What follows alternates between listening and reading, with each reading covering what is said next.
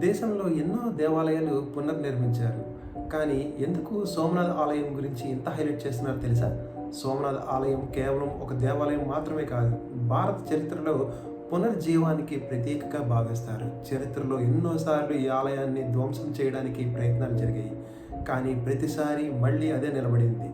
అందుకే సోమనాథ్ పేరు ప్రజల్లో ఒక ప్రత్యేక భావోద్వేగాన్ని కలిగిస్తుంది. ఇప్పుడు అదే అంశాన్ని రాజకీయంగా కూడా బీజేపీ చాలా స్ట్రాటజికల్గా యూస్ చేస్తుంది.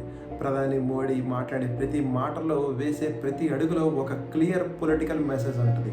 సోమనాథ్ గురించి మాట్లాడడం ద్వారా ఒకవైపు సాంస్కృతిక గర్వాన్ని గుర్తు చేస్తూ, మరోవైపు మెజారిటీ ప్రజల భావోద్వేగాలకు కనెక్ట్ అవ్వాలని ప్రయత్నిస్తుంది బీజేపీ. కానీ ప్రతిపక్షాలు మాత్రం ఇది ఎందుకు ప్రజల్లో పనిచేస్తుందో అర్థం చేసుకోకుండా మతతత్వ రాజకీయాలు అన్ని విమర్శించడం వరకే పరిమితమవుతున్నాయి. ఇక్కడ అసలు ప్రశ్న ఏమిటంటే, భావోద్వేగాలను అర్థం చేసుకునే వారే రాజకీయాల్లో గెలుస్తారా?